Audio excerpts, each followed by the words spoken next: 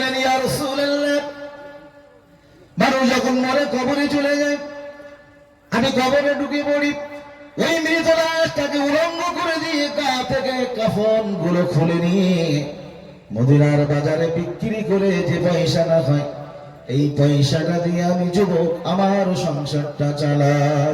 নবী আমার বললেন, যুবক, ও যুবক, আমার নিষ্ঠুর তুমি হতে পারো যুবক, একটা মানুষ মরে কবরে চলে গেল, সঙ্গে কিছু নিয়ে যায় না।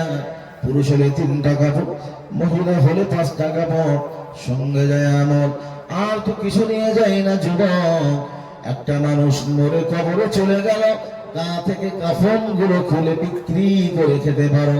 তোমার মতো নিকৃষ্ট মানুষ দুনিয়ার জমিনে কেউ আছে নাকি?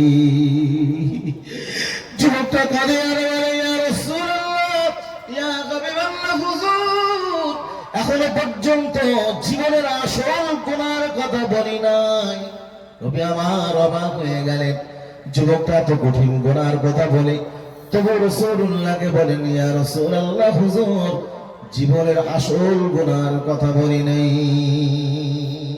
ونستعينه ونستغفره ونؤمن به ونتوكل عليه ونعوذ بالله من شرور أنفسنا ومن سيئات أعمالنا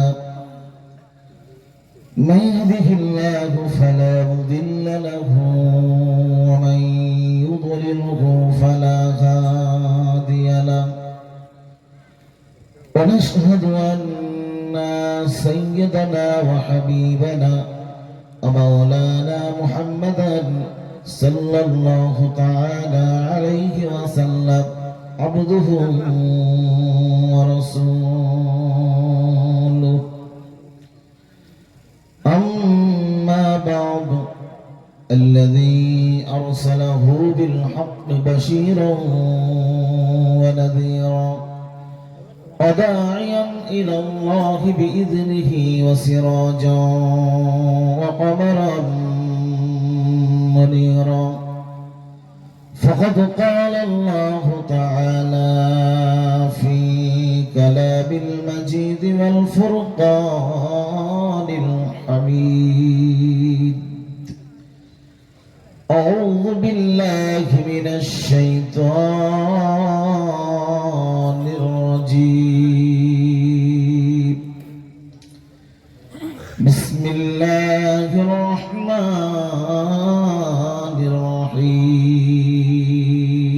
الرحيم.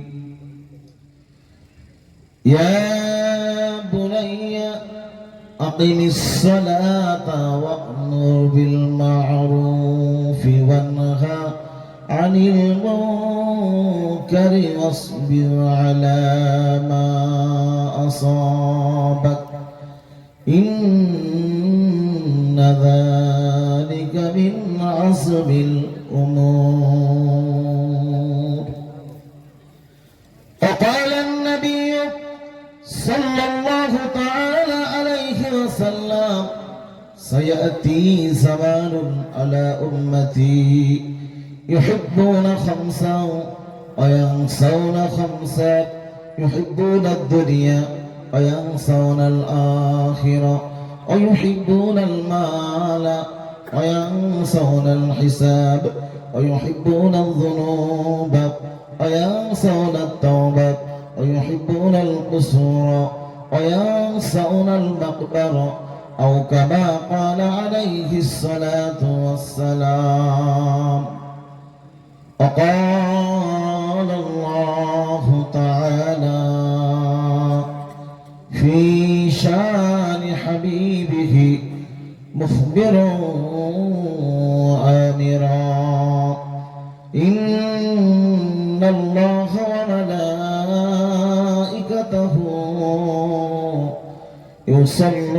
يصلون على النبي يا أيها الذين آمنوا صلوا عليه وسلموا تسليما. اللهم রাসূলুল্লাহর ভালোবাসা নিয়ে প্রাণ ভরা আছে। মাওলানা মুহাম্মদ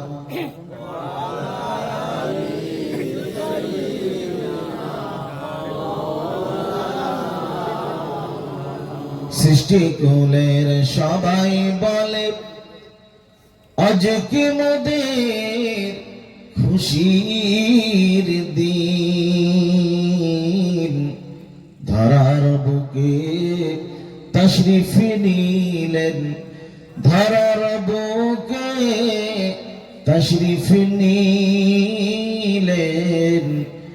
রহমাতাল লিল আলামিন। আল্লাহুম্মা জয়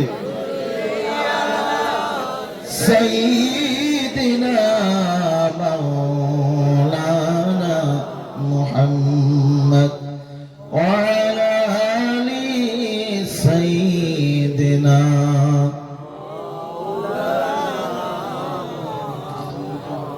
হে রাসূল,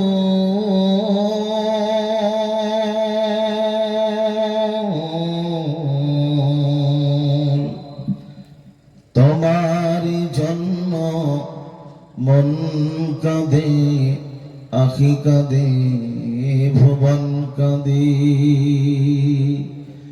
শুধু বেদনা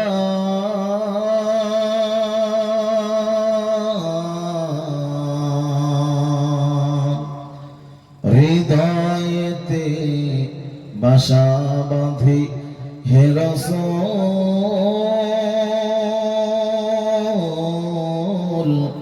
তোমার জন্য মন কাঁদে, আখি কাঁদে, ভুবন কাঁদে।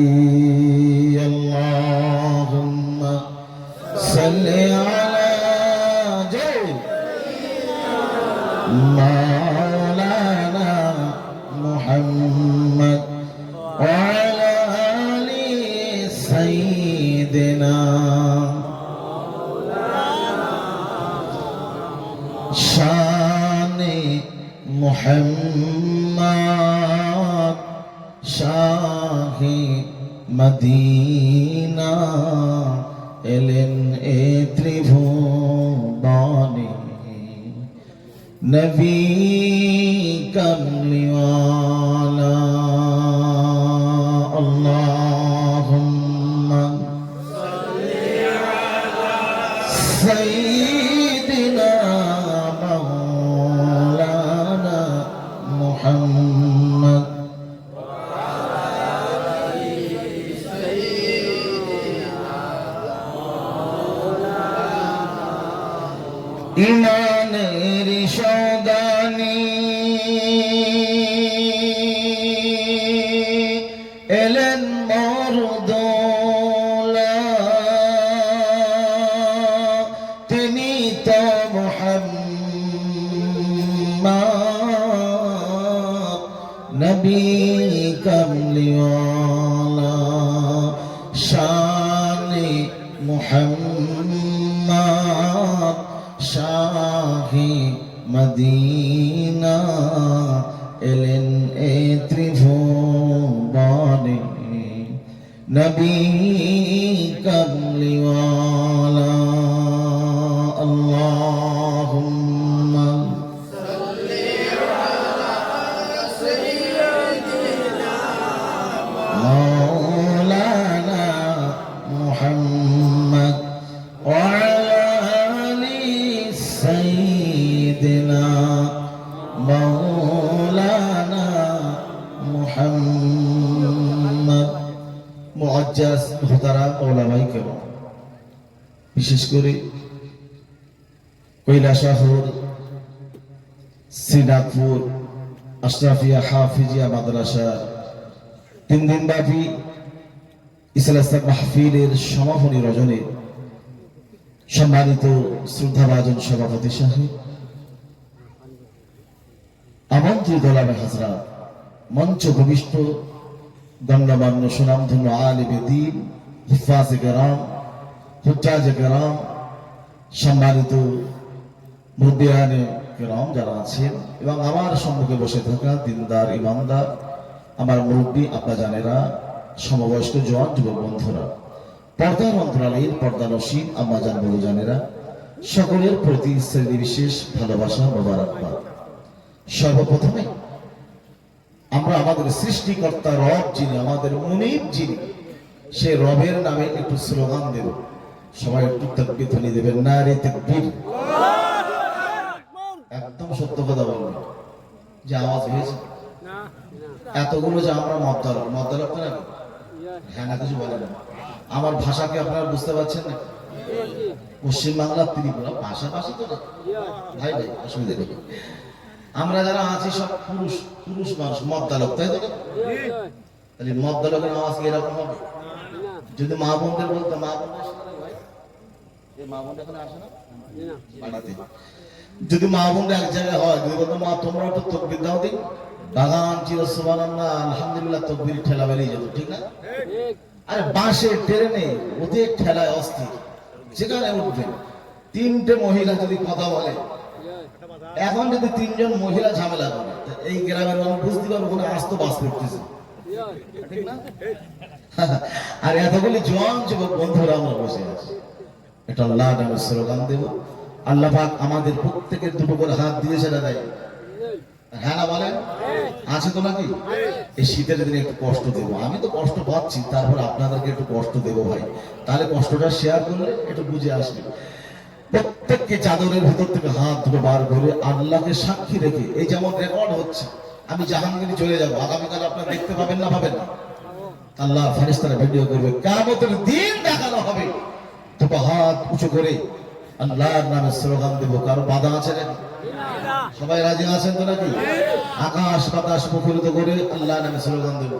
আর যারা দাঁড়িয়ে আছে তাকবীরের আওয়াজে যেন বসে পড়ে, রাজি আছেন তো নাকি? দাঁড়াতে যেন না পারে। রেডি? দুটো হাত উঁচু করে আল্লাহর নামে তাকবীর ধ্বনি। ওরা মনে করতে হুজুর আমরা ছিলাম ওইরকম বললে বলে বাড়ি যাওয়া বলো না ভাই, বাড়ি যাবেন না, একটু বসেন। এটা আল্লাহর নামে স্লোগান দেবো, দুটো হাত উঁচু করে আকাশ বাতাস মুখরিত করে সবাই হাত তোলেন। এটা আল্লাহর নামে তাকবীর ধ্বনি। নারে তাকবীর। মোটরসাইকেল যখন হাত নামান, ফার্স্ট গিয়ার দিয়ে পিকআপ টানা হবে, গাড়ি তখন দাঁড়িয়ে থাকে না, দাঁড়িয়ে যায়। আর সেকেন্ড গিয়ার দিয়ে যখন টানবে, জোরে যাবে না আসতে যাবে?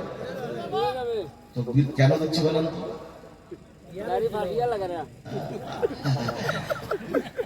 একটা কথা বলো, ওয়াজ হবে যদি উইকেটটাকে যদি আপনারা থাকতে পারেন ইনশাআল্লাহ।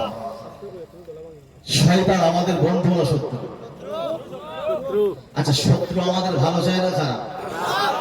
কোনদিন ভালো চেয়েছে আমাদের? কোনদিন চাই।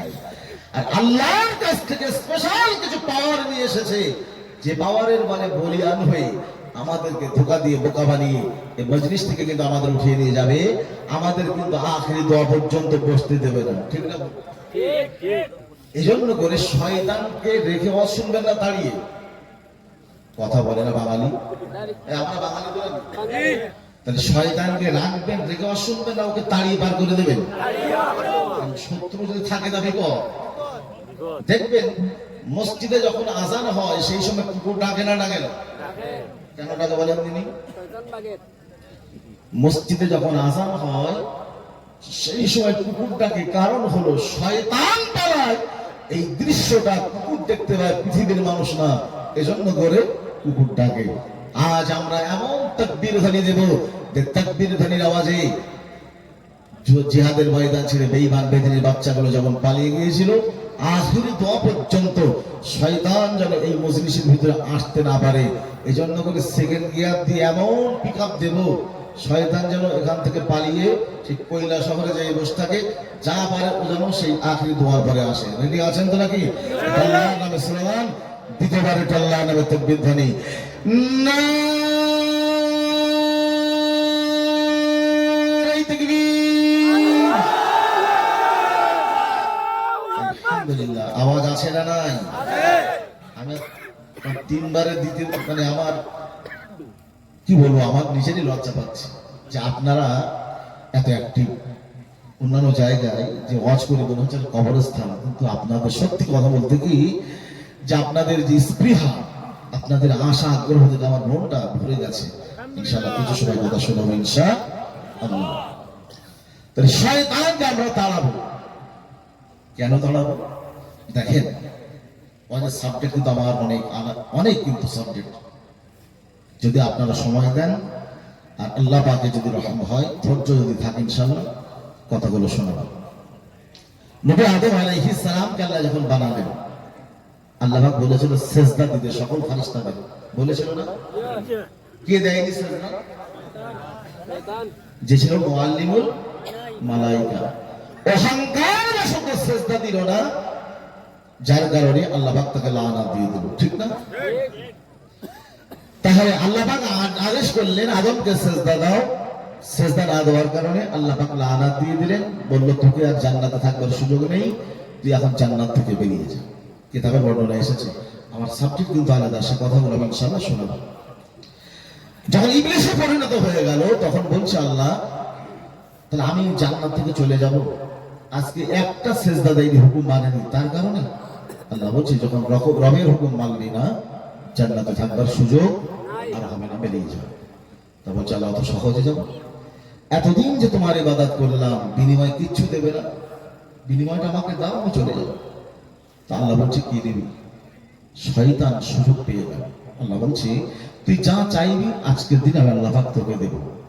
শয়তান সুযোগ পেয়ে গেল, বলছে আল্লাহ, আদমের কারণে জান্নাত থেকে বিতাড়িত এই আদম সন্তান কিভাবে জান্নাতে যায় আমি একটু দেখব। দেখতে গেলে তোমাকে বাঁচতে হবে, কিয়ামত পর্যন্ত হায়াত দিতে হবে। আল্লাহ পাক বললেন যা মনজুর, কবুল করে নিলাম, কিয়ামত পর্যন্ত হায়াত দিলাম, আর কিছু নেই। শয়তান বলছে আল্লাহ নেব তো, কিয়ামত পর্যন্ত হায়াত নিলাম, তোমার বান্দাকে ধোঁকা দেব, কিন্তু কেউ সৌদি, কেউ চীন জাপান, কেউ আমেরিকা, কেউ বাংলাদেশ, কেউ ভারত, ভারতে যে বান্দা তাকে আমি ধোঁকা দিয়ে সৌদি যাব, যাবো কিভাবে? ওখান থেকে আমেরিকা যাব, কিভাবে যাব? আল্লাহ একটা মুহূর্তের ভিতরে পৃথিবীর এক প্রান্ত থেকে নিয়ে বড় প্রান্ত পর্যন্ত যাওয়ার পাওয়ার ক্ষমতা আমাকে দিতে হবে। আল্লাহ বলছে যা মঞ্জুর করে নিলাম, সেটাও কবুল করে নিলাম, আর কিছু নিবি? শয়তান বলেছিল আল্লাহ কিয়ামত পর্যন্ত হায়াত নিলাম, একটা মুহূর্তের ভিতরে পৃথিবীর এক প্রান্ত থেকে নিয়ে পাওয়ার প্রান্ত পর্যন্ত যাব, সেই পাওয়ার ক্ষমতাই নিয়ে নিলাম আল্লাহ।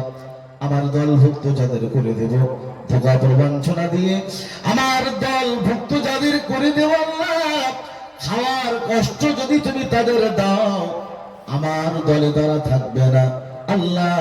দ্বিতীয় নাম্বার চাওয়া পাওয়া হল আল্লাহ, আমার দলভুক্ত যারা হবে রুজির অভাব তাদের দেওয়া যাবে না। শয়তান চালাক না বাবা? বলছে আমার দলে আসলে খাওয়ার কষ্ট পায়, তো কেউ থাকবে না, চলে যাবে, সব তো চলে যাবে। আল্লাহ বলছে ওই নিবি, তা চালা, ওটা বাদি না।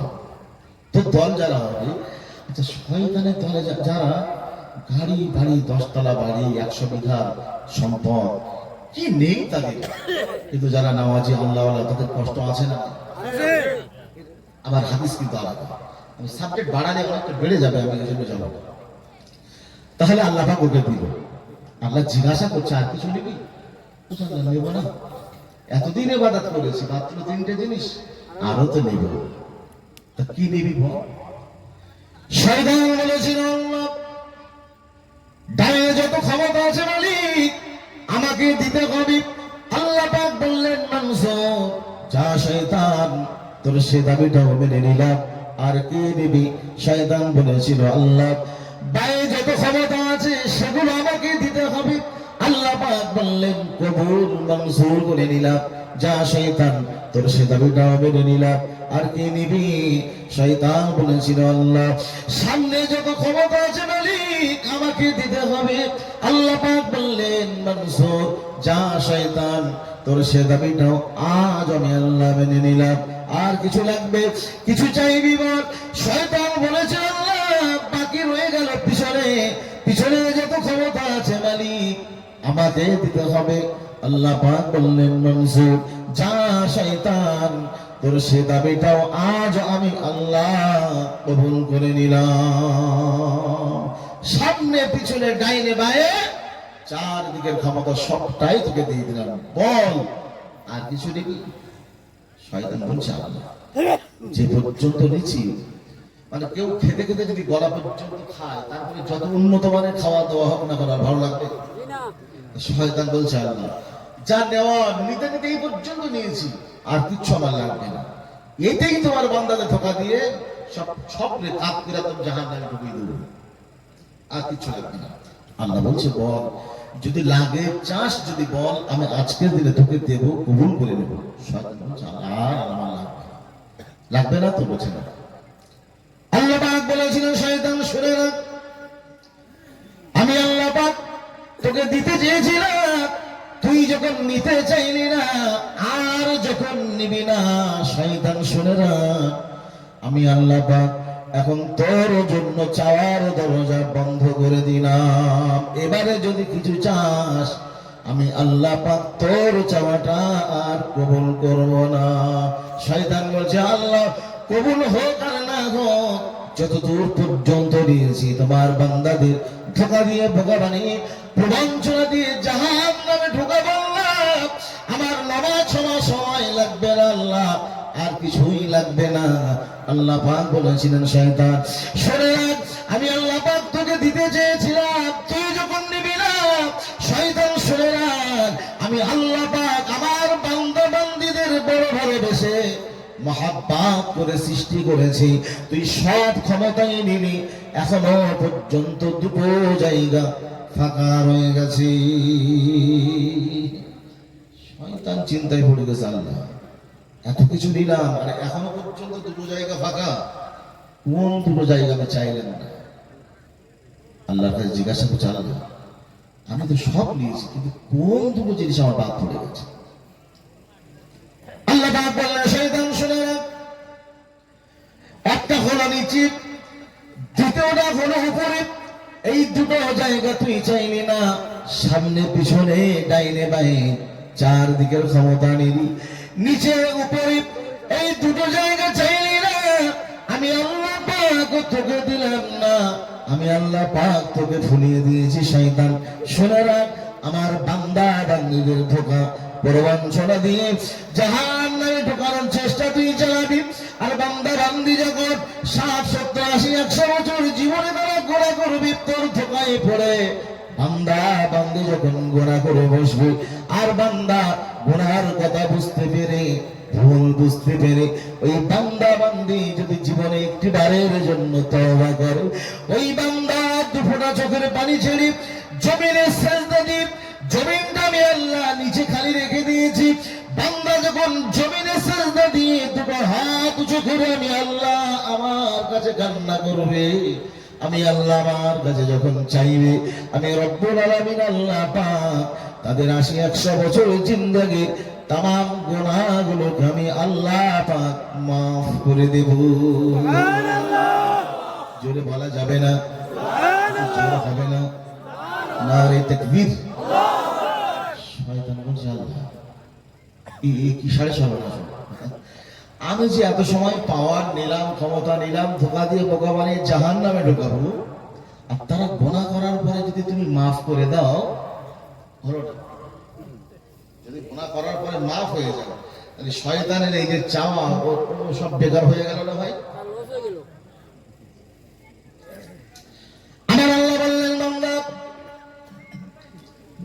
শুনে রাখ, আমি আল্লাহ পাক এত ভালোবাসা, এত ভালো তোদের বাসি বান্দা, শুধু জীবনের গুনাহ মাফ করবো না বান্দা, ফাউলাইকা ইউবাদদিলুল্লাহু সাইয়্যাতিহিম হাসানাত। আল্লাহ পাক বললেন বান্দা 80, 100 বছর জীবনে যখন গুনাহ করবি, আর তোরা যখন তওবা যখন বান্দা করে, আমার আল্লাহ পাক বলে বান্দা তওবা যখন তোরা করিস, তওবাকারীতে আমি আল্লাহ বড় ভালোবাসি, আমি আল্লাহর বড় মায়া হয়।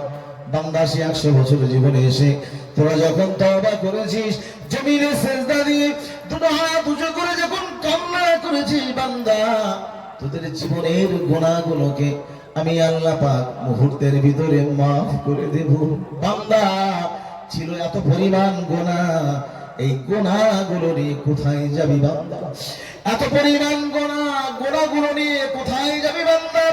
জমিন থেকে আসমান পর্যন্ত গুনাহ করে বসেছিস বান্দা, এই গুনাহগুলো নিয়ে কোথায় যাবি? আমি আল্লাহ পাক দয়াময় দয়া করে ইবাদদিলুল্লাহু সাইয়্যাতিহিম হাসানাত, তোদের ৮০-১০০ বছর জীবনের গুনাহগুলোকে আমি আল্লাহ পাক নেকি দিয়ে পাল্টে দেব। সকালে পান্তা খেয়ে সুবহানাল্লাহ বলে ভালো হতো না? পান্তা খায় না এতগুলি মদ্দা লোক, জোরে বলা যাবে না? আল্লাহ পাক বলছে যে ৮০-১০০ বছর জীবনে গুনাহ তোদের হয়ে গেছে, আর এই গুনাহগুলো কোথায় যাবে? ছিল গুনাহ, শুধু মাফ করবো না বান্দা, গুনাহগুলোকে নেকি দিয়ে পাল্টে দেব। তিনি কে? রাসূলুল্লাহর কাছে এসে একটু যুবক কাঁদছে। আমি কিন্তু আবার শুরু করি বা আগে মজলিস সোজা হবে, তারপরে আওয়াজ হবে ইনশাআল্লাহ। তা যুবক ছেলেটা যখন কাঁদছে, নবী আমার জিজ্ঞাসা করছেন, যুবক কাঁদছো কেন? কোন কারণে তুমি কাঁদছো?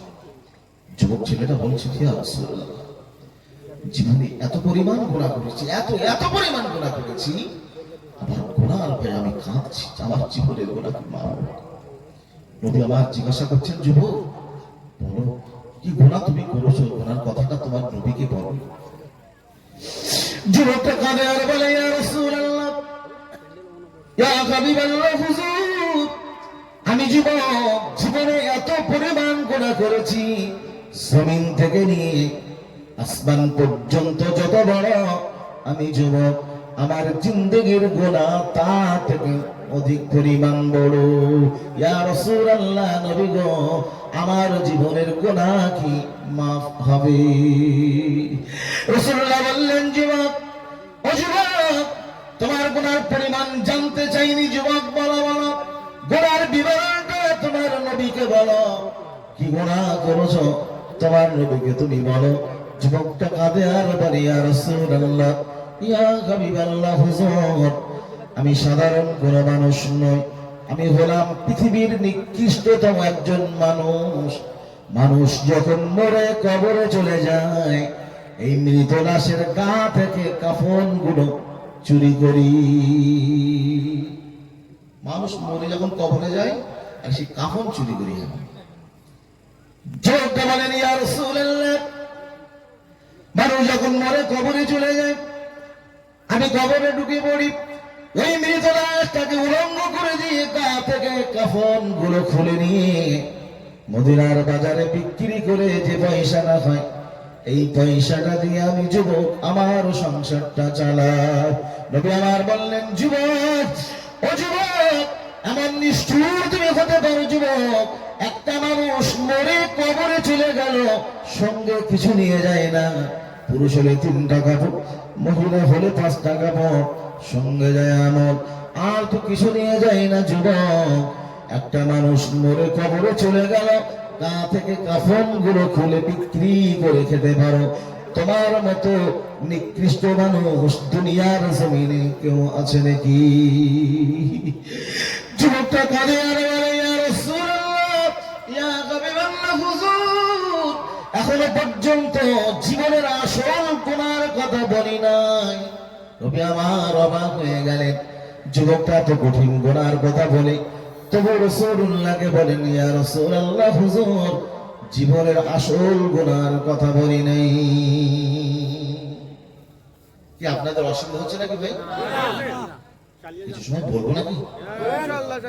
কেননা আপনাদের কষ্ট হবে না, ঠেলে নিলে চালাবো, ও জ্যোতির বক্তা বলে আমি না বলবো, আমার সঙ্গে একটু কথা বলতে হবে। রাজি আছেন তো নাকি? ব্যাটে যদি বল লাগে তাহলে 4 ছক্কা হবে, নচেত বলবো, ঠিক না? আমি বক্তা শ্রোতা, মাঝে মাঝে একটু কথা বলাবো, কথা বলবো। আর বিশেষ করে আরেকটি কথা বলবো, শেষ বক্তা আখেরি বক্তা অনেকে দেখতে আসে, দেখে চলে, দেখা হয়ে গেল, শো কমপ্লিট, বেরিয়ে গেল।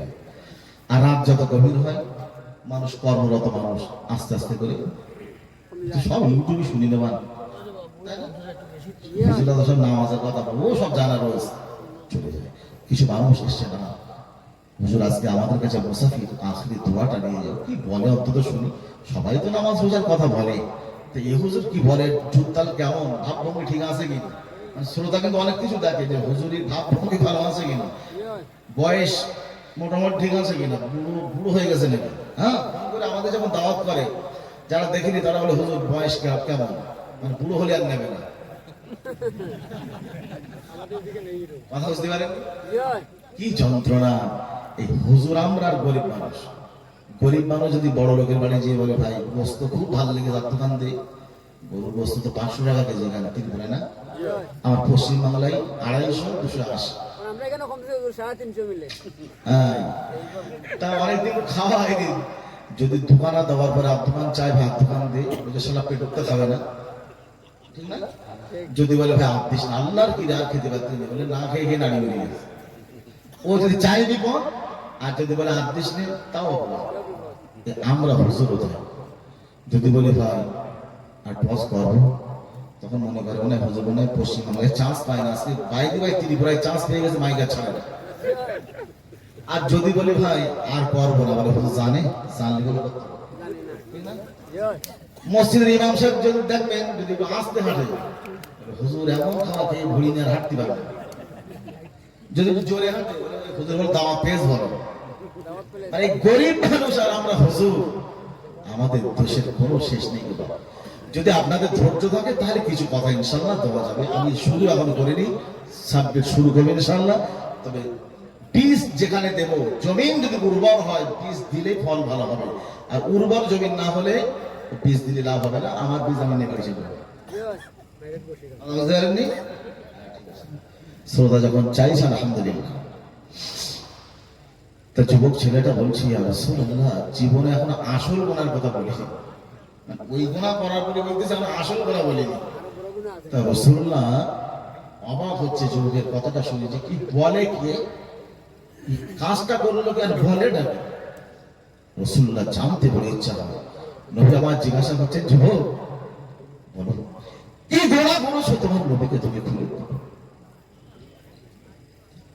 যুবকরা কাজে বলে ইয়া রাসূলুল্লাহ ইয়া হাবিবাল্লাহ হুজুর, আমি তো সাধারণ কোনো মানুষ নই, আমি হলাম কাফন চোর।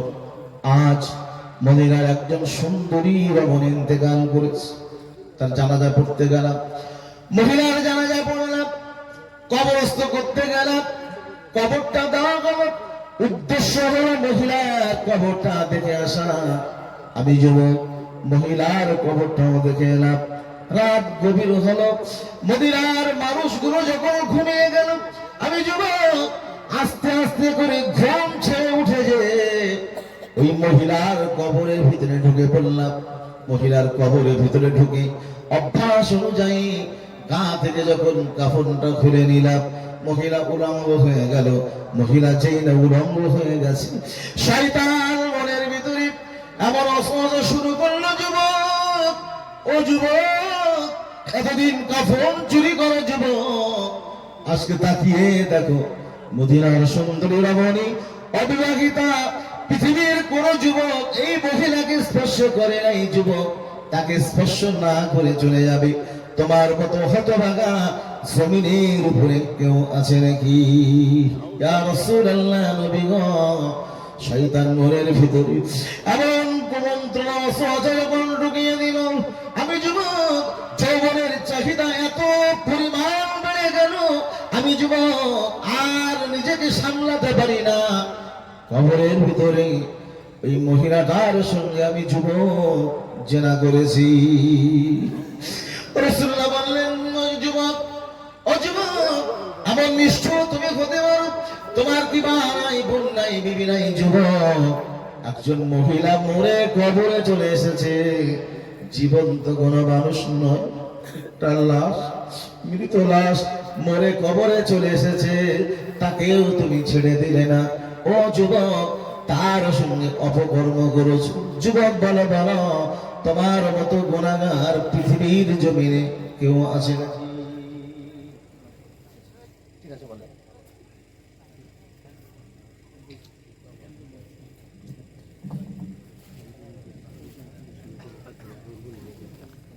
যার সঙ্গে করেছি।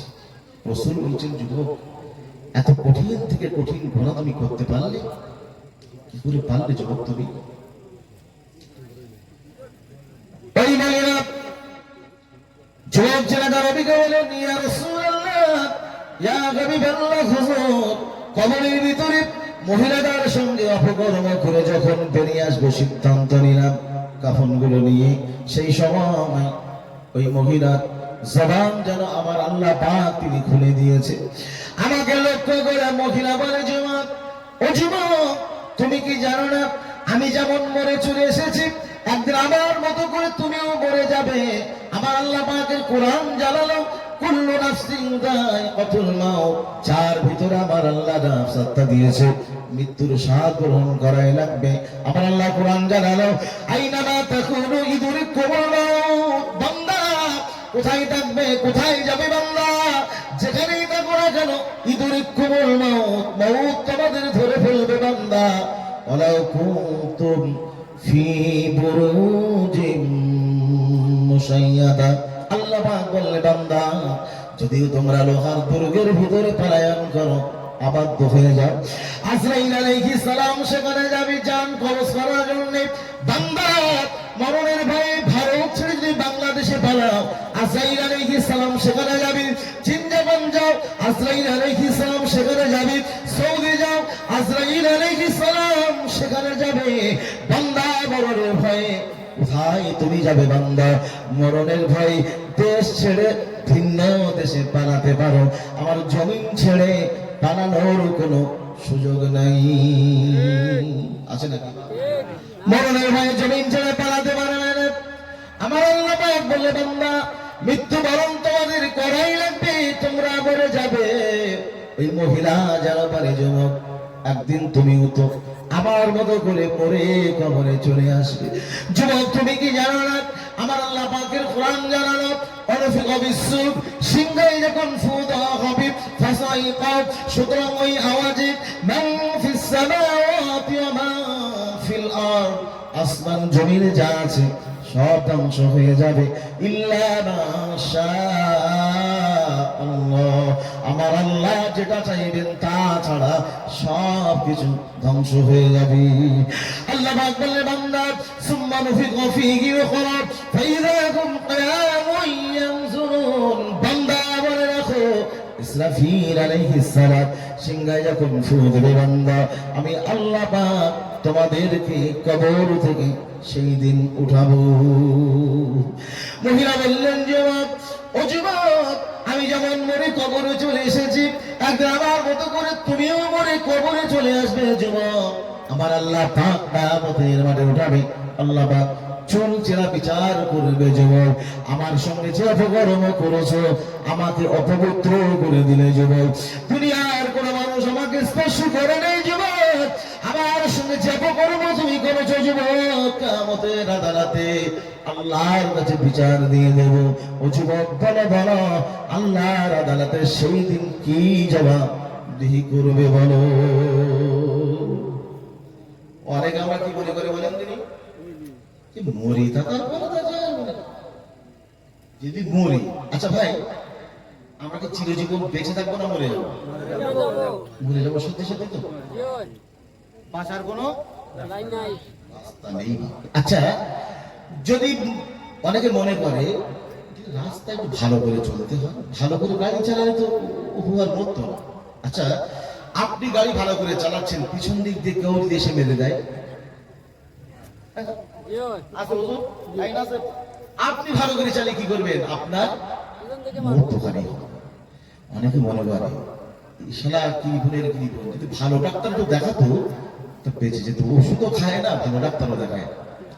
আচ্ছা বলেন, যদি ওষুধ খেয়ে কেউ বেঁচে থাকতে পারত, তাহলে পৃথিবীর বড় বড় বড় বড় ডাক্তার যারা, তারা কি বলতো? আমরা যে ডাক্তারের শরণাপন্ন হই, ওই ডাক্তার তারা তো উন্নত মানের মেডিসিন পেয়ে দিত, উন্নত মানের ইনজেকশন পুশ করতো তারা দেখে, তারা তো মরতো না। ডাক্তাররা মরবে না বেঁচে থাকবে? আমি আপনি যে ভালো ওষুধ খেলে বেঁচে যেতাম, এই কথায় যুক্তি আছে? ঠিক না? তাহলে তাহলে বাঁচার কোনো লাইন নেই, মরে কিন্তু আমি আপনি যাবো। চিরজীবন আমি আপনি বেঁচে থাকবো না, মরেই কিন্তু আমি আপনি যাব। এই মরণের টাইমে নবী আমাদের এটি সতর্ক করে গেছে। অজ কিন্তু মনে রাখবেন, আমি কিন্তু ভুলে যাইনি। মহিলার সঙ্গে কি অপকর্ম হয়েছে আর যুবকের কি ঘটনা, কি কাহিনী আমি কিন্তু শোনাবো। আমি এটাই বলতে চাইছি যে রাসূলুল্লাহ মৃত্যুর টাইমটা আমাদের একটা সতর্ক করে গেছিল। কি সতর্ক? নবী আমাদের বলে গেছে মৃত্যু হবেই হবে। মরণের টাইমে শয়তান তোমাদের ঈমানটা হরণ করে নেবে। এই শয়তান যদি ঈমান হরণ করতে না পারে, তোমার ঈমানটা যেন শেষ করে না দিতে পারে, আমি নবী তোমাদের জন্য তিনটে আমল দিয়ে গেলাম। এই তিনটা আমল যদি তোমরা করতে পারো, শয়তানের ধোঁকা প্রবঞ্চনা থেকে বাঁচতে পারবে, ঈমানটা নিয়ে আল্লাহর কাছে যেতে পারবে, আর মৌতের জাকানদানি সত্য, ওয়াজায়া সাকরাতুল মাউতি বিল হক, মৌতের জাকানদানি সত্য।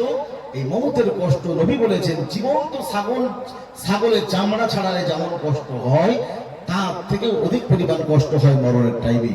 নবী বলেছেন যে মৌতের জাকানদানি তোমাদের জন্য আল্লাহ পাক হালকা করে দেবেন। আমি তোমাদের জন্য তিনটা আমল দিয়ে গেলাম। আমি কিন্তু আজ বলিনি, বলবো আমার সে জায়গায় কিন্তু আপন জায়গায় ঠিক আছে। কি আমলের কথা নবী আমাদের বলে গেছেন একটু বলে নিন। রাসূল বলছেন এই মৌতের জাকানদানি তোমাদের হবে, আর কষ্ট যখন হবে পিপাসা পাবে। আর পিপাসা এমন পাবে শয়তান পেয়ালায় পেশাব করে নিয়ে দাঁড়িয়ে থাকবে আর বলবে যে এই সময় তোমাকে কেউ পানি দেবে না, তুমি এতদিন পড়েছো লা ইলাহা ইল্লাল্লাহ, আজকে বলো লা ইলাহা, কোনো ইলাহা নেই, এই কথা বললে তোমার জন্য পানি রেডি। নবী বলেছেন যদি ওই সময় কেউ পানির জন্য অর্ধেকটা কালেমা পড়ে, শয়তানের পেশাব পান করে ঈমান হারা হয়ে তার মুক্ত হবে। নবী আমাদের জানিয়ে গেলেন আমি আব্দুল্লাহর বেটা মুহাম্মদ রাসূলুল্লাহ সাল্লাল্লাহু আলাইহি ওয়াসাল্লাম তোমাদের জন্য তিনটা আমল দিয়ে গেলাম। তোমরা যদি মনে করো মৌতের জাকানদানি কম করাবো, শয়তানের ধোঁকা প্রবঞ্চনা থেকে বেঁচে ঈমানটা নিয়ে আল্লাহর কাছে যাব, আমি নবী তোমাদের জন্য তিনটা আমল দিয়ে গেলাম। এক নাম্বার আমল হলো দৈনন্দিন 5 ওয়াক্ত নামাজ বা জামাত মসজিদে যে আদায় করতে হবে। নবী আমাদের জানায় আমার উম্মত-উম্মতানিরা মৌতের জাকানদানি যদি হালকা করাতে চাও, শয়তানের ধোঁকা প্রবঞ্চনা থেকে বেঁচে ঈমানটা নিয়ে আল্লাহর কাছে যদি যেতে চাও, দ্বিতীয় নাম্বার আমল আমি নবী তোমাদের দিয়ে গেলাম প্রত্যেক দিন ফজরের ফরজ নামাজের পরে সূরা ইয়াসিন শরীফটা কেউ যদি তেলাওয়াত করে, আল্লাহ পাক রব্বুল আলামিন মৌতের জাকানদানি তার জন্য হালকা করে দেবে। সুবহানাল্লাহ। নবী আমাদের জানিয়ে দিয়ে গেলেন হে আমার উম্মত-উম্মতানিরা, আমি তোমাদের নবী জনাবে মুহাম্মদ রাসূলুল্লাহ সাল্লাল্লাহু আলাইহি ওয়াসাল্লাম তিন নাম্বার আমল দিয়ে গেলাম। শয়তানের ধোঁকা প্রবঞ্চনা থেকে বাঁচতে যদি চাও, ঈমানটা নিয়ে আল্লাহর কাছে যদি যেতে চাও, আমি আব্দুল্লাহ বেটা মুহাম্মদ রাসূলুল্লাহ সাল্লাল্লাহু আলাইহি ওয়াসাল্লাম তিন নাম্বার আমল দিয়ে গেলাম প্রত্যেক দিন 5 ওয়াক্ত ফরজ নামাজের পরে আল্লাহ পাকের কালামুল্লাহ শরীফ থেকে আয়াতুল কুরসিটা যদি তোমরা প্রত্যেক দিন তেলাওয়াত করতে পারো, আল্লাহ পাক রব্বুল আলামিন একদিকে মৌতের জাকানদানি তোমাদের জন্য হালকা করে দেবেন, আর ঈমানটা নিয়ে আল্লাহর কাছে তোমরা যেতে পারবে। যদি বলা যাবে না আপনারা বলেন হুজুর সব হবে, জোহর হবে, আসর হবে, মাগরিব হবে, ইশা হবে, কিন্তু এই ফজরের নামাজে শীতকালে যখন ফজরে আজান হয় আর পায়ের দিক থেকে কম্বল টেনে মাথা মুড়ি দিতে, তখন কেমন ভালো লাগে বলো? আমার তো বলে খুব ভালো লাগে। আজান যখন হয় সেই সময় পায়ের দিক থেকে কাটা হোক, কম্বল হোক, লেপ হোক, তখন টেনে বলো মাথায় দিয়ে খুব মুড়ি দিতে খুব ভালো লাগে বলো। বলে 4 ওয়াক্ত নামাজ হয় কিন্তু ফজরের নামাজটা পড়ে না। রাসূল যে তিনটা আমল দিয়ে গেছেন, তিনটেই তো আমাদের সঙ্গে সংমিশ্রিত। নামাজ পড়লে সূরা ইয়াসিন পড়বে, নামাজ পড়তে গেলে মসজিদে যেতে হবে, আর আয়াতুল কুরসি পড়তে গেলেও তো নামাজ পড়তে হবে। আসলে নামাজের গুরুত্ব কেন দেওয়া হয়েছে? নামাজ এমন একটা ইবাদত যে নামাজে আসে তার থেকে সকল খারাপ দূরে সরে যায়। সুবহানাল্লাহ। আল্লাহ পাকের কোরআন জানালে বান্দা ইন্নাস সালাতা তানহা আনিল ফাহশাই ওয়াল মুনকার, বান্দা নিশ্চয়ই নামাজ সমস্ত খারাপ থেকে তোমাদের দূরে সরিয়ে রাখে। বান্দা নামাজে এসো তোমাদের ঘুষ সরে যাবে, বান্দা নামাজে এসো মিথ্যা সরে যাবে, নামাজে এসো চগল করে সরে যাবে। বান্দা বান্দা আগে নামাজে এসো, তারপরে তোমার থেকে সব খারাপ দূরে সরে যাবে। আমার আব্বাজান ভাইজানেরা, আপনারা বলবেন হুজুর যারা নামাজ পড়ে মিথ্যা বলে কি করে, নামাজ পড়ে সুদ খায় কি করে, নামাজ পড়ে ঘুষ খায় কি করে? আমি বলবো আসলে ওই বান্দা আসলে তো নামাজি হতে পারেনি। নামাজের মতো নামাজ কেউ যদি পড়তে পারে, আল্লাহ পাক জানালো সেই নামাজ সমস্ত খারাপ থেকে দূরে সরিয়ে রাখবে। আপনি বলুন নামাজ পড়তে গেলে ওযু করা লাগে কি লাগে না? লাগে। আল্লাহ পাক বলে বান্দা ইয়া আইয়ুহাল্লাযীনা আমানু, হে ঈমানওয়ালারা, ইযা কুনতুম ইলাস সালাত, যখন তোমরা নামাজের জন্য দাঁড়াবে, ফাগসিলু, ধৌত করো, উজুহাকুম, তোমাদের মুখমণ্ডলকে, ওয়া ইদিয়াকুম ইলাল মারাফিক, তোমাদের দুটো হাত নামিয়ে ফেলো, আমসাহু, মাথাকে মাসা করে ফেলো, ওয়া আরজুলাকুম ইলাল কাবাইন, বান্দা তোমাদের পায়ের টাকনু সমেত দুটো পা তোমরা ধৌত করো, এই অঙ্গগুলো ধৌত করো, তারপরে রবের জন্য নামাজে দাঁড়াও। এই আয়াত থেকে ওযুর ফরজ চারটি সাবিত। এখন এই চারটি ফরজে যদি একটা ছেড়ে যায়, আমার আপনার ওযু হবে না। আচ্ছা একটা কেন? এই মুখমণ্ডল চেহারা, এই কানের নতি থেকে এই কানে, চুলের গোড়া থেকে নিয়ে থুতনির নিচে পর্যন্ত, এটাকে বলা হয় মুখমণ্ডল চেহারা। এর ভিতরে যদি লোম পরিমাণ জায়গা শুকনো থাকে, ওযু হবে না। ওযু না হলে তাহলে এই নামাজ জুতো চুরি করা বন্ধ করতে পারে? বাঙালি কথা বলে না। আচ্ছা এটা ওযু হলো, বিয়ে হয়েছে 20 বছর 30 বছর, স্বামী স্ত্রী নাতি নাতকুড়ি সব হয়ে গেছে, স্বামী স্ত্রী এক বিছানায় আনন্দ ভক্তি জীবনে যা হওয়ার তা সব হলো। এখন গোসলের যে 3টা ফরজ, 3টার মধ্যে যদি একটা ছেড়ে যায়, গোসল হবে? গোসল না হলে ওযু হবে? শরীর তো পবিত্র হলে ওযু হবে কি হবে? ওযু তাহলে ওযু হবে না, ওযু না হলে।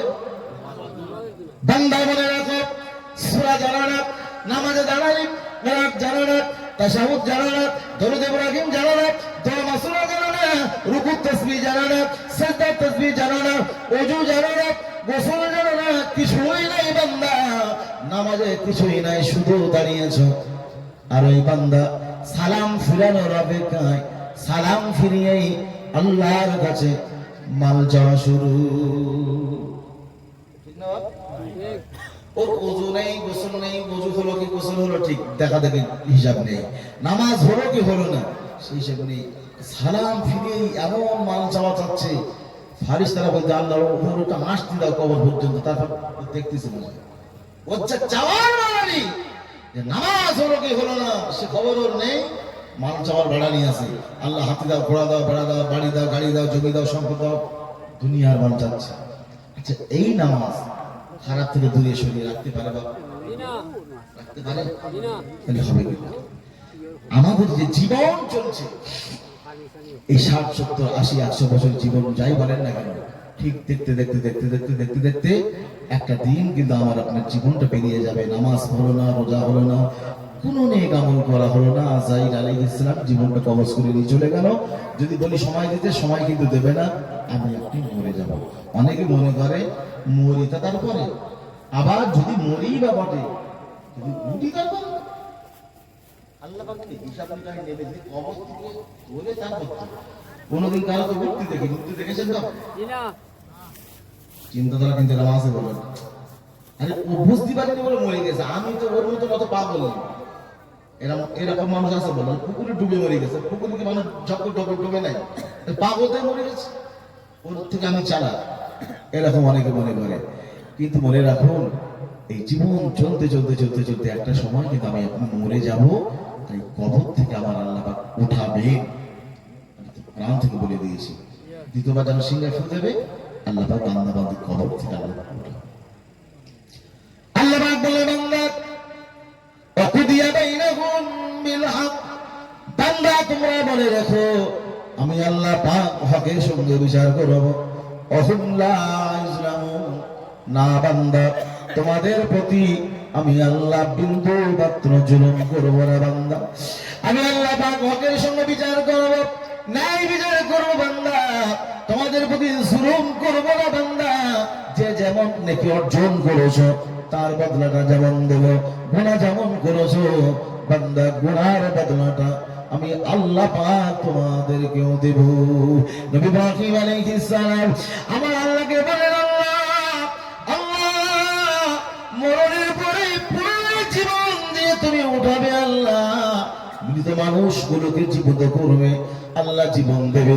কেমন করে জীবন দেবে আল্লাহ? আমি তোমার নবী ইব্রাহিম আলাইহিস সালাম দেখতে চাই।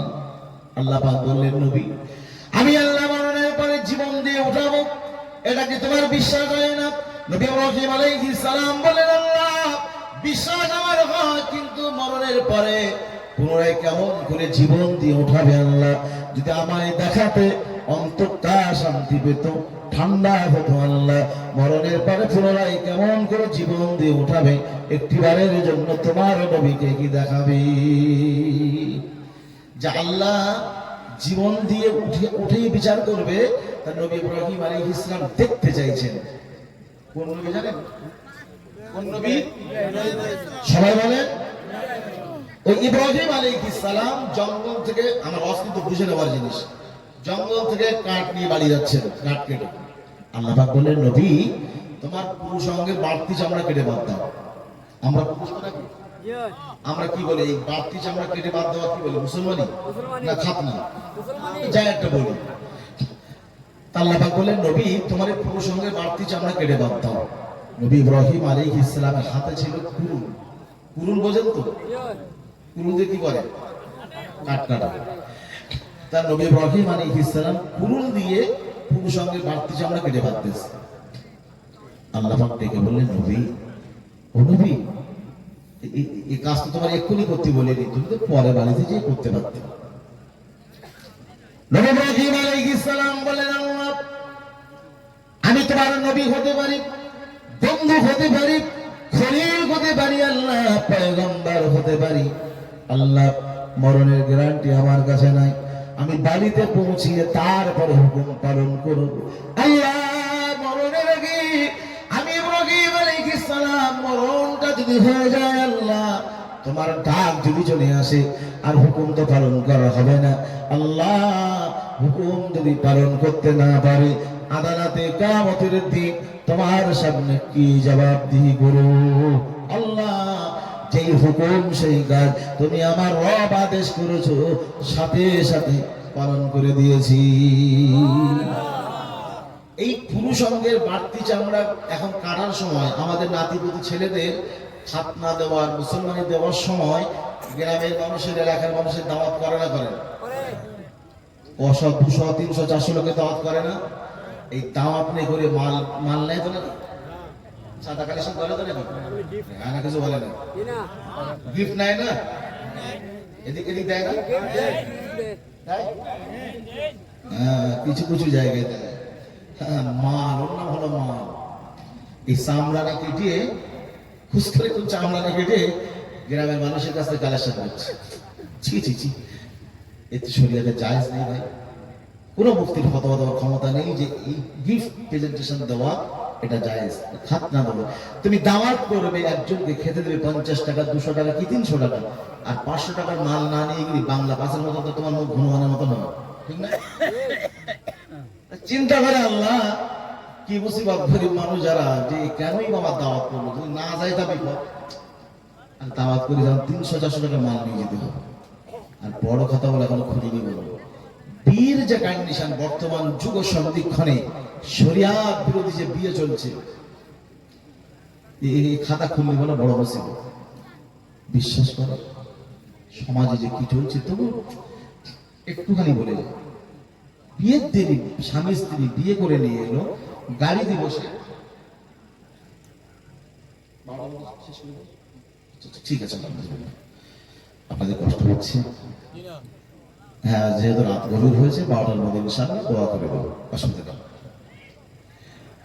দেখেন তো তা স্বামী স্ত্রী যখন বিয়ে করে নিয়ে আসছে, স্বামী এখনো স্ত্রী ভালো করে মুখ দেখতে পায়নি, গল্প হয়নি, কথা হয়নি। বিয়ে করে নিয়ে এসে যেদিন বাড়িতে অনুষ্ঠান করে, ওই দিন বিবিকে, আমার পশ্চিমবাংলার কথা বলছি, সিংহাসনে বাড়িতে বসিয়ে রাখে, আর গ্রামের মানুষেরা বউরের মুখ দেখতে আসে, আর ওই গিফট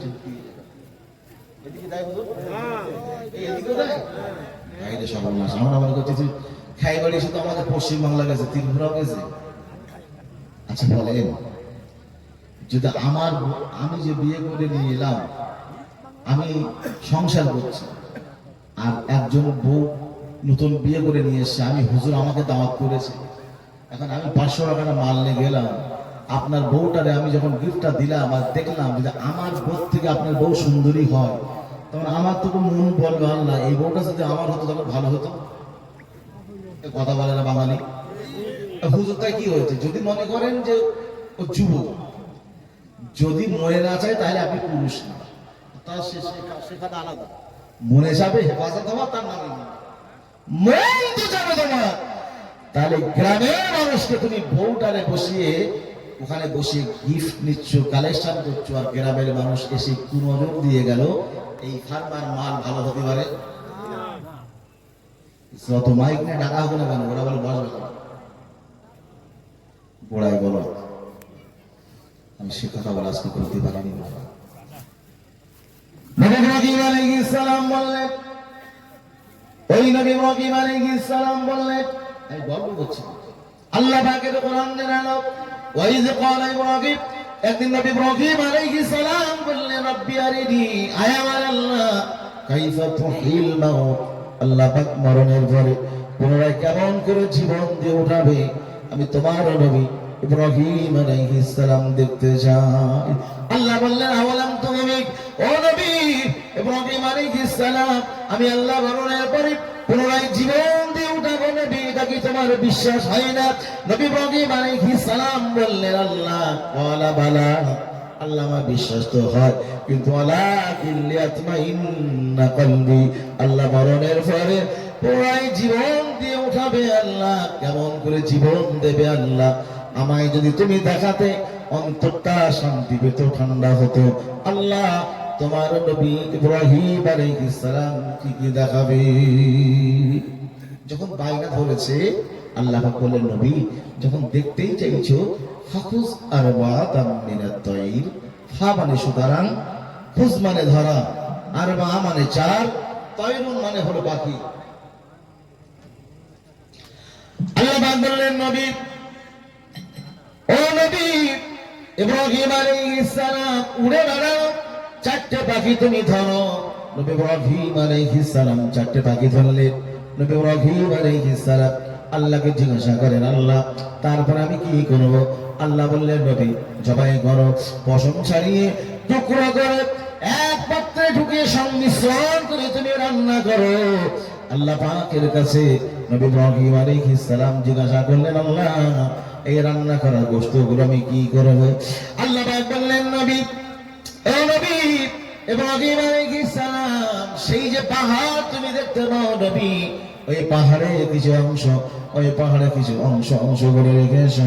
নবী ইব্রাহিম আলাইহিস সালাম রান্না করা ভুনা করা গোশতগুলো নিয়ে পাহাড়ের উপরে তিনি রেখে এসেছে।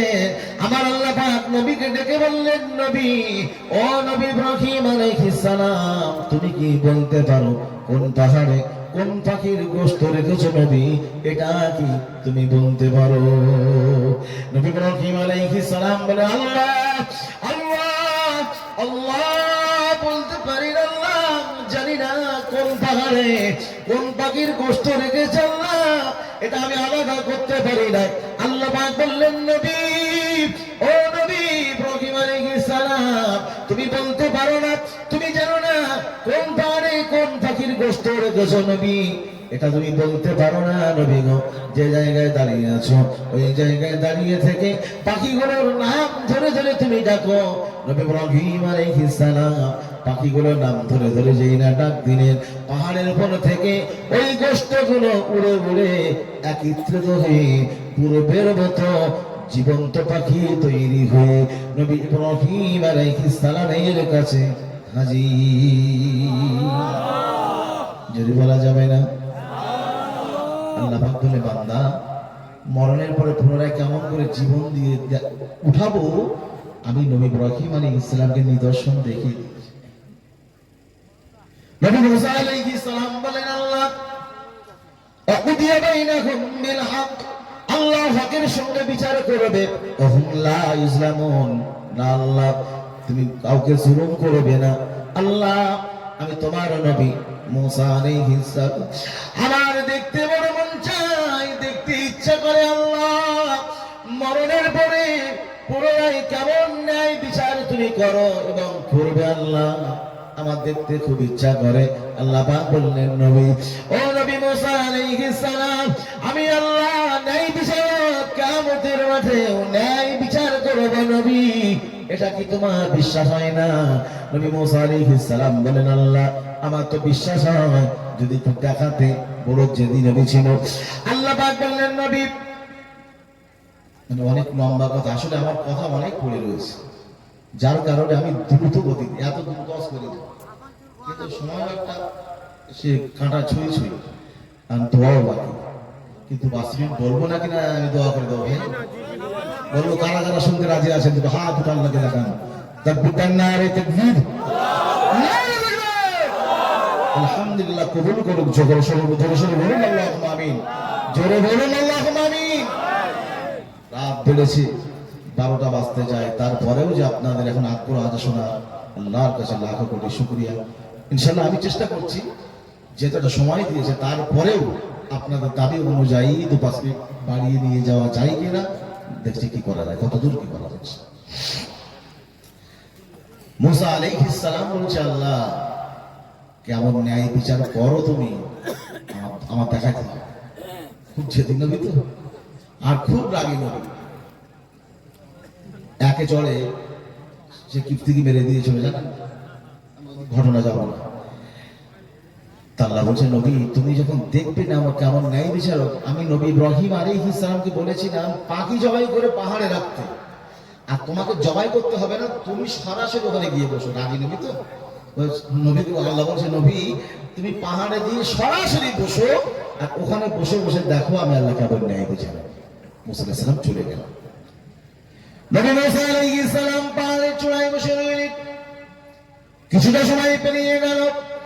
নবী মুসা আলাইহিস সালাম তিনি লক্ষ্য করে দেখেন পাহাড়ের তলদেশে একটি ঝর্ণা আছে। ওই ঝর্ণার ধারে এক অশ্বরী সৈনিক দ্রুত গতিতে এসে ওখানে তিনি নেমে পড়লেন। কোমরে একটা থলি ছিল। ওই যুবক অশ্বরী সৈনিক কোমরে থলিটা রাখলেন, পিপাসায় কাতর, ঝর্ণার পানি পেট ভরে মন ভরে ওই যুবক ঝর্ণার পানি পান করে নিলেন। পানি পান করা হয়ে গেল। ওই যুবক থলিটা রেখেছিলেন মনে নাই, ওই অশ্বরী সৈনিক থলিটা রেখে ওখান থেকে তিনি চলে গিয়েছেন। আর কিছুটা সময় পেরিয়ে গেল। নবী মুসা আলাইহিস সালাম পাহাড়ে চূড়ায় বসে আছেন। লক্ষ্য করে দেখেন ওই ব্যক্তিটা চলে যাওয়ার পরে একজন যুবক এসেছে।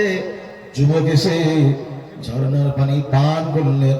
পেট ভরে ঝর্ণার পানি পান করে তিনি লক্ষ্য করে দেখেন একটা থলি থলি আছে।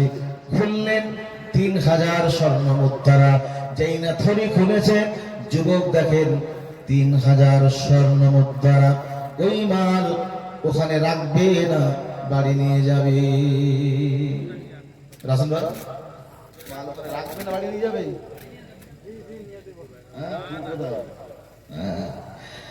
আমি হুজুর এখন আগরতলা এয়ারপোর্টে যাওয়ার পরে ঢোকার সময় দেখতেছি একটা বস্তা পড়ে গেছে।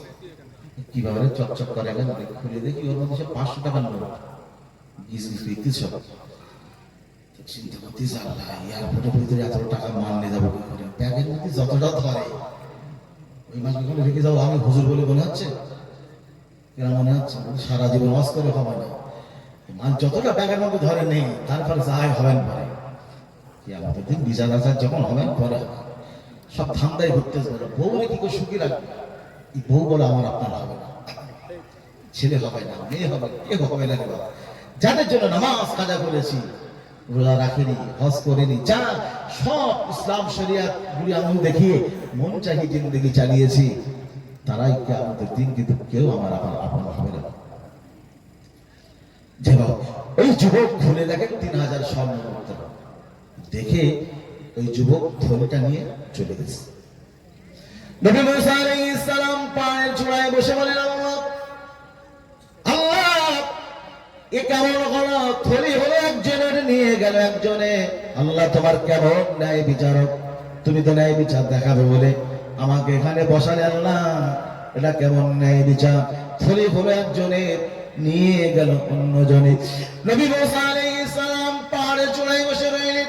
কিছুটা সময় পেরিয়ে গেল, তিনি লক্ষ্য করে দেখেন আরো কিছু সময় পরে একজন বৃদ্ধা মানুষ, অন্ধ মানুষ এলেন।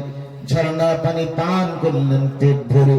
পানি পান করে আল্লাহর জন্য নামাজে দাঁড়িয়ে গেলেন। ওই বৃদ্ধা বুড়া মানুষ নামাজে দাঁড়িয়ে গেলেন। প্রথমে যে ব্যক্তিটা এসে ঝর্ণার পানি পান করার সময় কোমর থেকে স্বর্ণ মুদ্রা থলিটা ভুলে রেখে গিয়েছিলেন, কিছু দূর যাওয়ার পরে মনে হলো, আল্লাহ আমি থলিটা ভুলে রেখে এসেছি নেওয়ার জন্য। ওই যুবক ঝর্ণার ধারে যখন লক্ষ্য করে দেখেন থলি আর নাই, একজন বৃদ্ধা অন্ধ মানুষ নামাজে দাঁড়িয়ে আছে। নামাজ পড়ে সালাম ফেরানোর অপেক্ষায় রইলেন। সালাম যেই না ফেরানো হয়ে গেল, অশ্বরী সৈনিক বৃদ্ধা বুড়ো মানুষকে ডেকে বললেন, বাবা, ও বাবা, একটু আগে আমি এখানে এসেছিলাম, কোমর থেকে স্বর্ণ মুদ্রা থলিটা রেখে গিয়েছি, আমার থলিটা তুমি দিয়ে দাও। অন্ধ বলে, বাবা জানি না, আমি বললাম অন্ধ, চোখে দেখতে পাই না বাবা।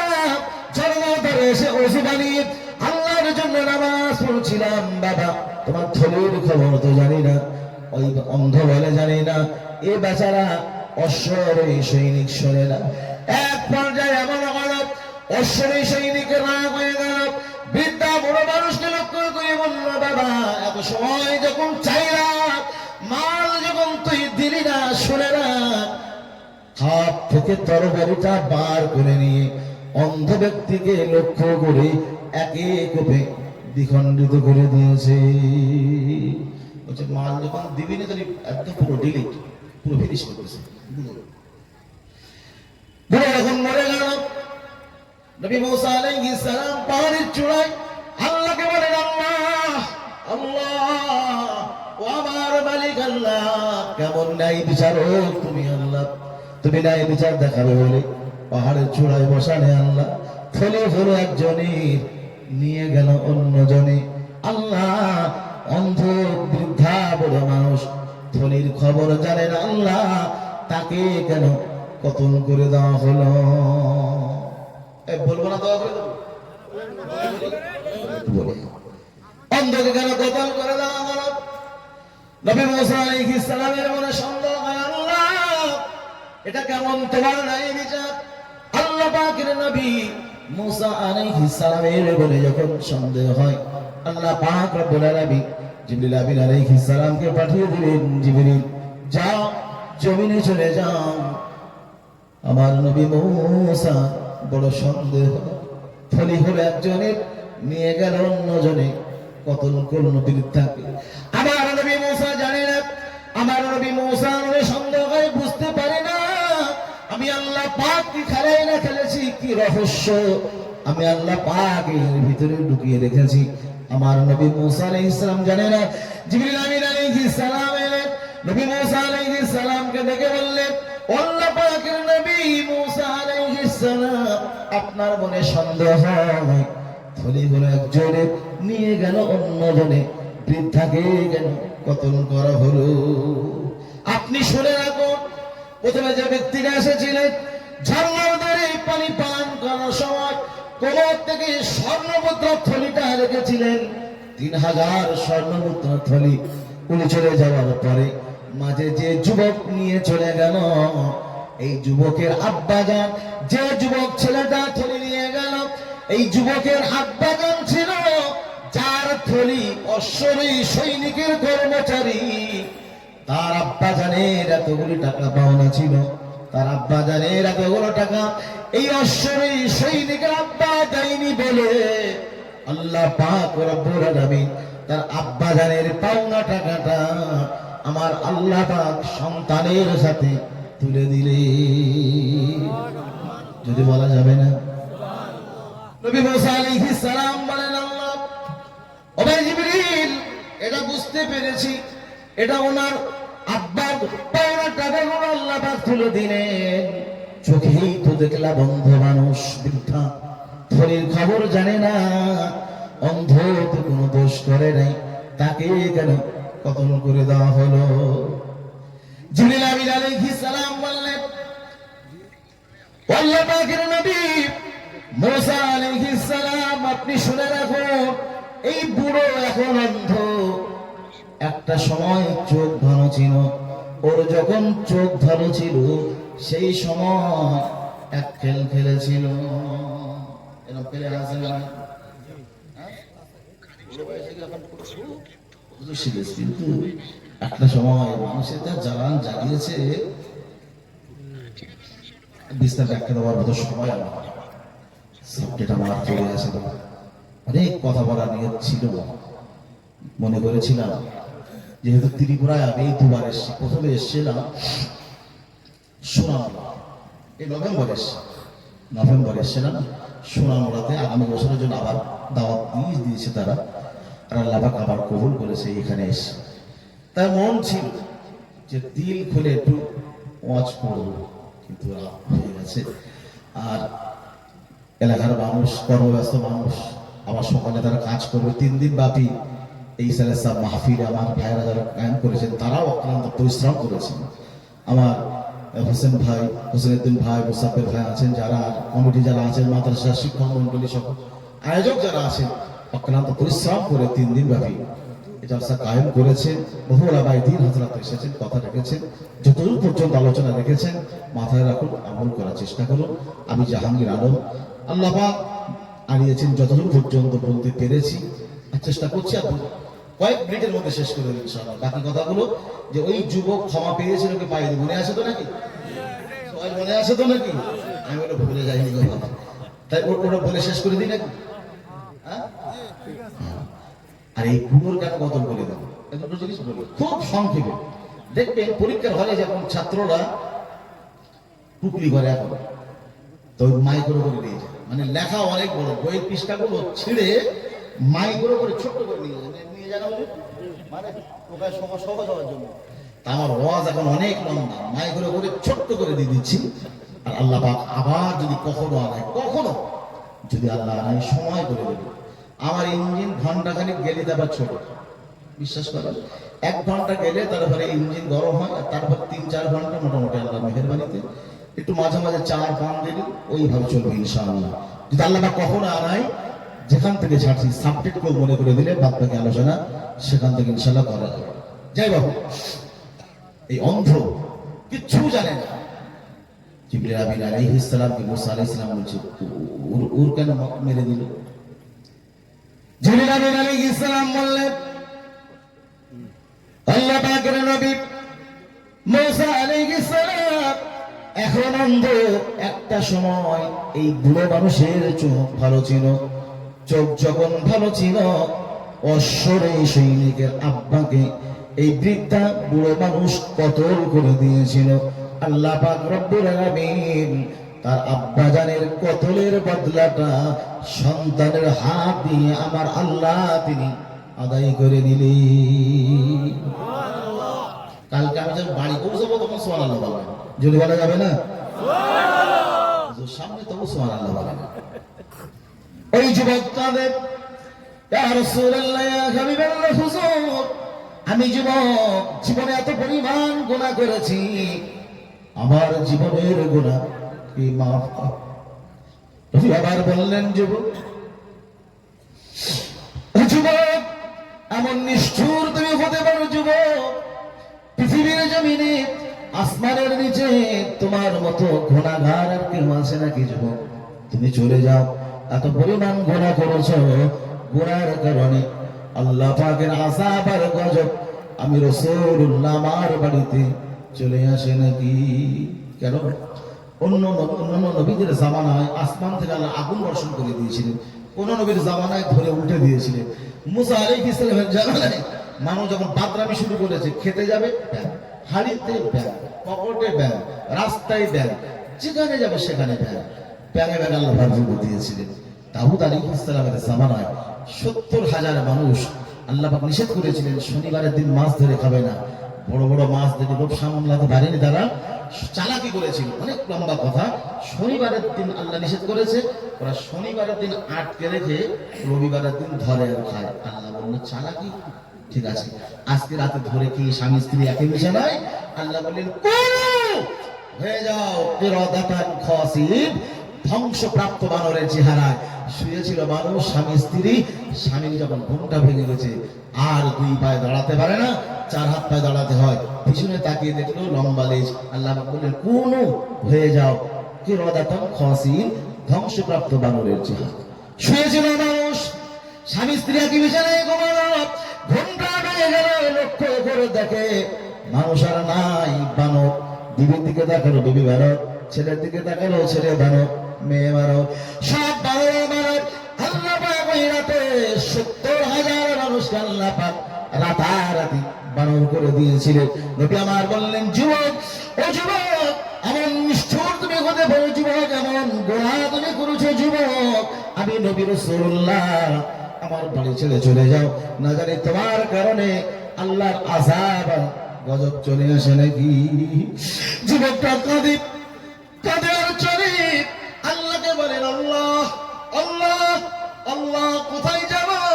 তোমার নবীর কাছে গিয়েছিলাম আল্লাহ, তোমার নবী আমাকে ফিরিয়ে দিয়েছেন আল্লাহ, তুমি হলে আমার রব, আমার মালিক আল্লাহ, তোমার হাত থেকে কেউ খালি হাতে ফেরে না আল্লাহ। আল্লাহ জীবন অন্যায় করেছে, মৃত মানুষের সঙ্গে অপকর্ম করেছি আল্লাহ। মানুষগুলো মরে কবরে কাফনটুকু নিয়ে যায় আল্লাহ, কাফন গুলো খুলে বিক্রি করে খেয়েছি আল্লাহ। আমার মতো নিকৃষ্ট পাপী মানুষ আল্লাহ অপরাধ করেছি, অন্যায় করেছি আল্লাহ, তোমার কাছে তওবা করলাম। আল্লাহ বলে বান্দা নিচে উপরে তোদের জন্য 2টো জায়গা ফাঁকা রেখেছে, ওই বান্দা সিজদায় পড়েছে, আল্লাহকে আল্লাহ বলে এত কান্না কাঁদে। ওই যুবক ছেলেটা জমিনটা ভিজিয়ে কাদা কাদা করে দিয়ে আল্লাহর কাছে রোনাজারি করে, এত কান্না কেঁদেছে। আমার আল্লাহ রহমতের দরিয়ায় জোশ মেরে গিয়েছে, আমার আল্লাহর বড় মায়া হয়েছে। আল্লাহ পাক রব্বুল আলামিন জিবরিল আমিন আলাইহিস সালামকে পাঠিয়ে দিলেন, জিবরিল যাও, চলে যাও, আমার নবীর কাছে চলে যে, আমার নবীর কাছে সংবাদটা জানিয়ে দাও, সুসংবাদটা দিয়ে দাও। একটু আগে যে যুবক এসে আমার নবীর কাছে এসে কান্না করেছিল, জীবনের গুনাহ মাফ পাবে কি পাবে না, ওই যুবক এত কান্না কেঁদেছে, খালেস দিলেতে তওবা করেছে। আমি আল্লাহর বড় মায়া হয়ে গিয়েছে, আমি আল্লাহ আমার রহমতের দরিয়ায় জোশ মেরে গিয়েছে। আমি রব্বুল আলামিন আল্লাহ পাক ওই যুবকের তামাম জিন্দেগীর সকল গুনাহগুলোকে মাফ করে দিয়েছি। জোরে বলা যাবে না, জোর হবে না, নারে তাকবীর, নারে